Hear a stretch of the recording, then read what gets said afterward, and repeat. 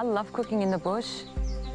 It's absolutely amazing, just being outside, the atmosphere, the breeze, it makes you crave food all the time. And the more you're out there, the more you want to cook and create things.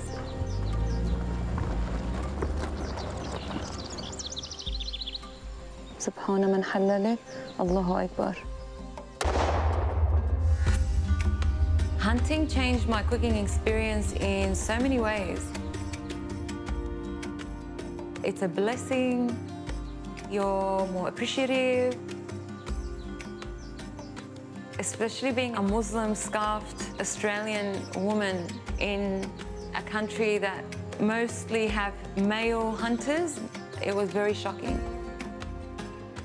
If they connect with nature and life and earth, people will start understanding that hunting can be merciful. I bring back the meat, and I know for a fact that it's the most organic and clean meat I can feed myself and my family and friends. That's my philosophy, and it coincides with my religion.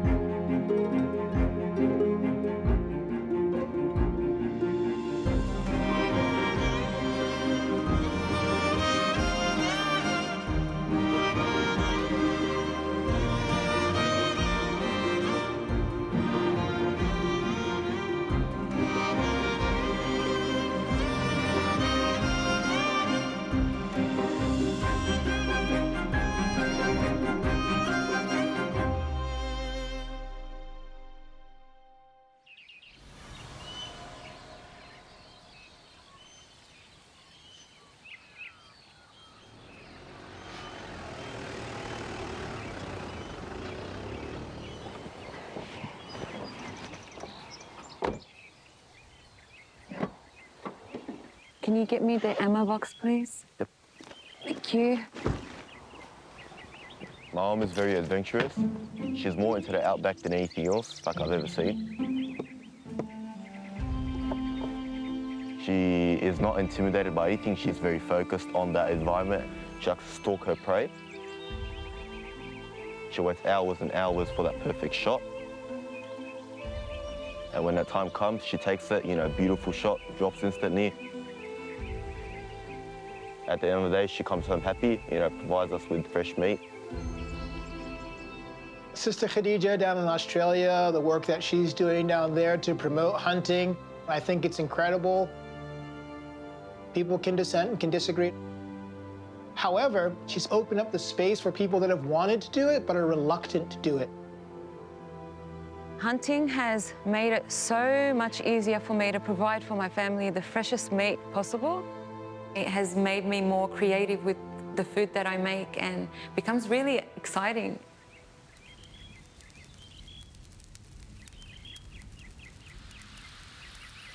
If I was to describe Lebanese food, I would say that meat is sort of like a hero ingredient for us. Back in the day, they had a hunter-gatherer relationship with meat, and, it was very common for families to know exactly where your meat is coming from, particularly with halal meat. It fascinates me that people are actually still going to those extents here, hunting for their own meat and food. There's 3 ways in which you can make an animal halal. Slaughter is one, and that is cutting the trachea, the esophagus, and the carotid arteries, and that's called dhabh in Arabic. The second category is a category in which the animal is pierced with some sort of lanced, if you will, in the neck area, and as blood begins to drain, the animal is weakened. And then in the weakened state, the dhabh can be applied, which was the ritual slaughtering, cutting of the neck. And then the third one is called aqir, and this is to strike an animal with a projectile.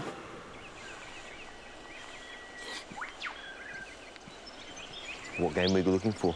So we're gonna go for deer at first. Yeah, right. And if we're unsuccessful, we'll start looking for goats. Just got to find them. Yeah. The biggest misconception in terms of quote-unquote halal hunting is for a person to hear that one hunts and then ask the question, well, how do you make it halal? You know, I think there's a misnomer that somehow hunting and halal are two separate realities, but they're not. Hunting is a means to make your meat halal. So we'll just go around. Yeah, right. Oh, that's deer dropping. Yeah, right. Usually females, when they eat African olive trees, they're a bit watery. So always remember that.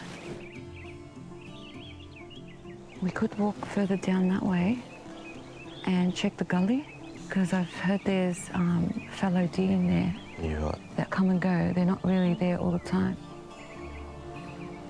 One hunt I will always remember, it was in Victoria, and we're stalking very big deer. The process to get to that deer was one difficult process. I nearly slipped off a cliff, and my son saved my life. Like, he actually grabbed me from falling, and he was only 12, and he was half my height. We were stalking him for a couple of hours, and my mum took a shot on the biggest deer I've ever seen. And it just took a few steps and it dropped straight away. And then after that, I just let out a lot of tears, like just the emotions going through my head at that time. That realization of, oh my goodness, I took a life. The relief, knowing that the animal did not suffer. I was very sad, but appreciative at the same time. It brought me back to reality that, hang on, I'm doing something that is going to help my children. When I go hunting and I bring back meat, the first meat I can actually consume that does not have much blood in it is either the backstrap or the tenderloins. And straight away, I'll prepare that for Kadeja, which is our favorite dish in my family. Kadeja is a kind of hidden gem in Lebanese cuisine. It's a raw meat mezza dish. It's one of those dishes that asks you to go out and source the freshest meat you can find. With every bite, you get those hints of herbs and spices and flavors in your palate.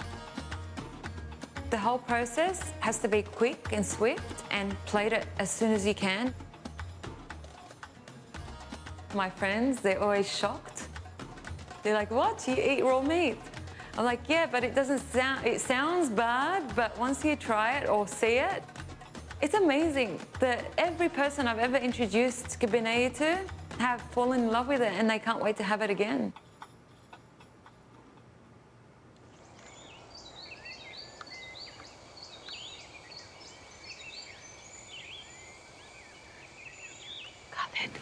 You can come.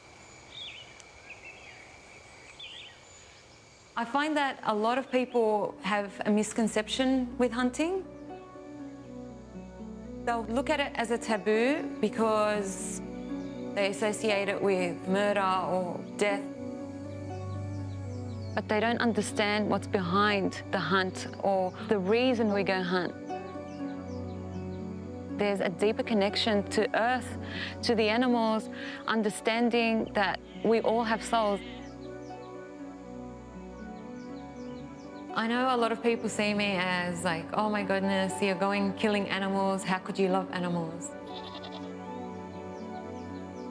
The reason I consider myself a good hunter is because I love animals.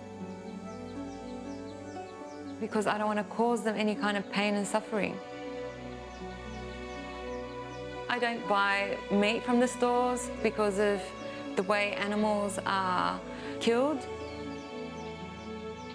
Knowing that the animals at the abattoirs, like, they're going through fear, suffering and agony and pain, makes me not want to go buy meat from the stores. I know I hunt, I know I am killing an animal, and it might sound very hypocritical, but it's not. Making sure that I can ethically hunt an animal makes me way more satisfied than buying meat.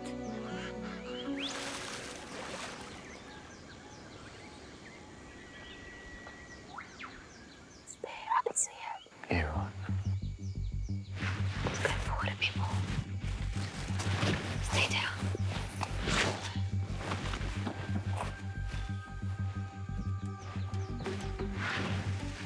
Let me just have a look before we move, so we won't startle it.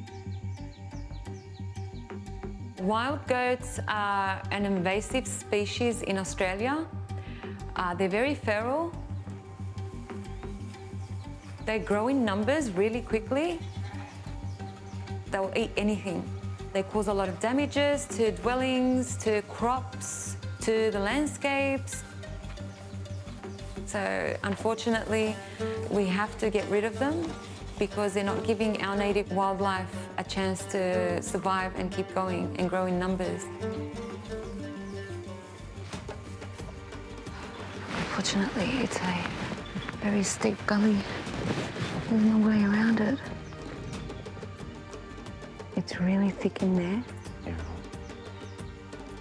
I need it to move in order for it to be an ethical shot. And if it doesn't work out, I won't shoot. Yeah, right.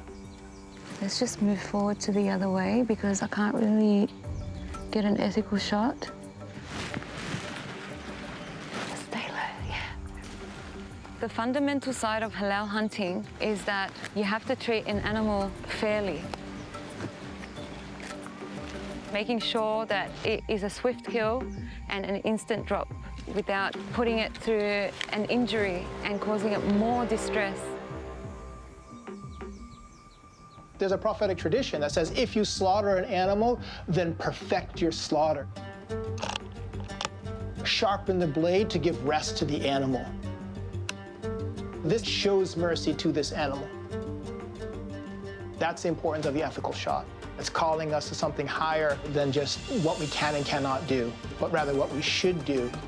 أعوذ بالله من الشيطان الرجيم بسم الله الرحمن الرحيم سبحان من حللك الله أكبر.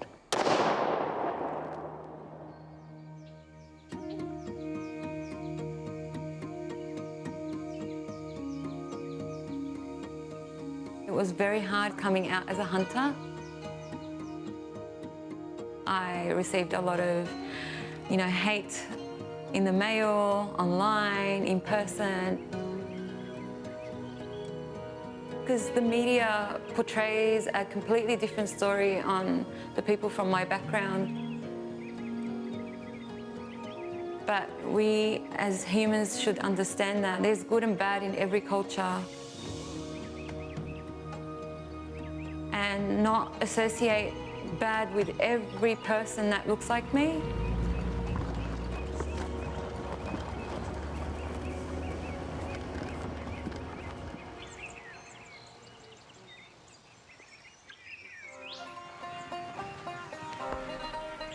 Can you pass me some smaller twigs? Yep. When my dad used to come back from hunting trips, the exciting part was my brother or my father would prepare the barbecue. And it was always exciting, watching them putting all the wood together and start the fire, and just to know that, oh, we're gonna have a barbecue today, oh my goodness, we're gonna, eat well. If you're having chops or sausages or, any kind of meat on the barbecue, kifta is a must-have. Kifta is minced meat with parsley, salt and pepper, onions, and you just mix it together and put it on a skewer. It's always been an iconic food in the Lebanese community.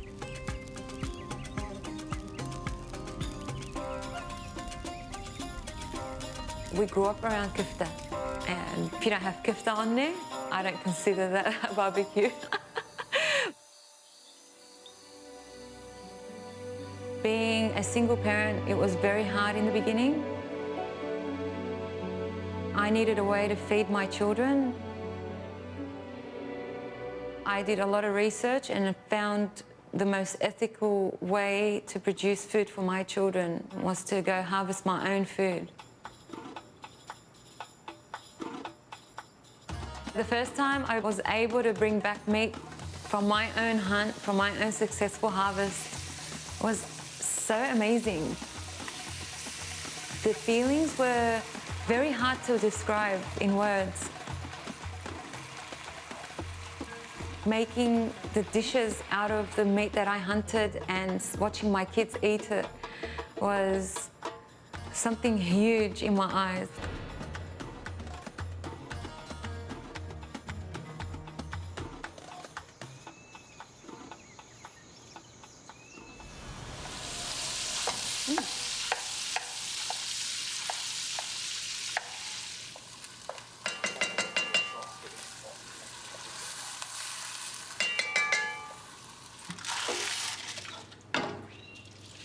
All right, you ready to assemble? Yeah. All right, awesome. Oh, dropped everywhere. I've always wanted to teach my kids the basics in the Lebanese cuisine. Even though my kids are very westernized, I've just wanted them to keep that culture in them. So this is how you spread it. I'm just going to add a bit more on top of what you did because it's a bit empty. Yeah. The first thing my mum taught me how to make was the lahme bajin, the Tripolian pizzas. I didn't start cooking until like a year ago. I was always watching my mum and Nora in the kitchen. I would like mince the garlic and stuff like that. So usually we put pine nuts on there, but because we love the flavour of the almonds, it will taste much better for us. Beautiful. All right. Lahme bajin brings back a lot of memories growing up. We used to get excited when we smelt it coming back from school, and now every time I take a bite, it just brings me back to those little happy memories. Even though it's not a huge dish, it reminds me a lot of how grateful I am to have something like this in my home.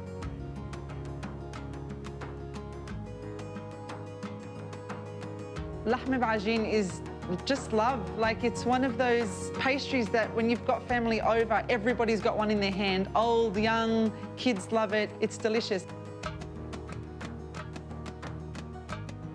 Bringing people together with the food I've cooked is always exciting. We get to eat together, share stories, have a laugh.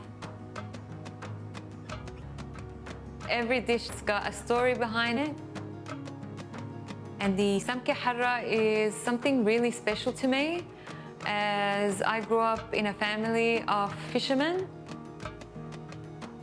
We always brought back fish, and my mum would make samke harra all the time. The most important aspect is the way you've prepared the fish. My favourite way is to put it in the oven and let it bake. It's got a lot of parsleys and, you know, garlic and tahini and chili. So once you eat it, all those bursts of fresh flavours hit your mouth. It has such a deep, complex flavour in terms of the rich sauce, the fish, and all of the things that you sort of prepare with it. That's the genius of samke harra. It is incredibly simple to make. I had my children at a very young age, and I am lucky I got to grow up with them. So we've become best friends. I got to live my teenagehood and, you know, my childhood through my kids, because I was young as well.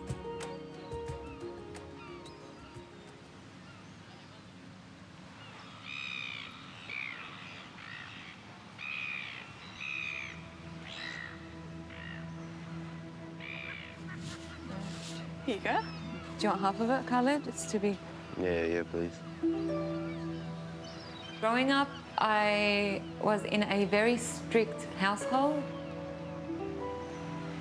There was things we weren't allowed to do or have an opinion or to choose. Because I experienced that, I wanted to give my children a different experience in life in order for them to be their own kind of human, their own being, their own choices. Oh, nice. I'm just really in slowly just to see if there's anything that will come and grab it. Yeah, it's like you're teasing the fish. My children are my world. I would do anything for them. I will stand against the world to protect them, to honor their name, to honor who they are, and to not let anyone ever make them feel any less than what they are. I feel overwhelmed sometimes because of how amazing she is, like how much she's accomplished. And sometimes when I look at my mum, I'm like, oh, I have so much catching up to do because she's always like busy, busy, busy, busy. And I'm such a proud daughter. Like, words can't express how proud I am of her. She's pushed through so much to get to where she is, and she deserves everything she gets. As you see the tailor? Where you at? That's where I want to cast, where I've been telling you to cast. Is it where the flatter area? The flat, yeah. Oh, okay. So they come and eat the bugs off the surface. Me as a parent, I would never think I've done enough. I would always want to give them more. I would always want to try my hardest to provide for them and to keep teaching them skills of life, helping them become who they want to be in the future. I want my children to remember me as being a good person, as being helpful and kind, and a good role model.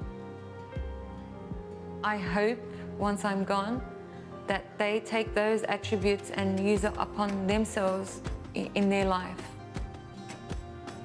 Kadeja Assaad of the future is who I am now, and I hope to be the same person in the future. I want to bring positivity, I want to bring kindness, peacefulness and harmony to the world. And I hope I am able to produce that.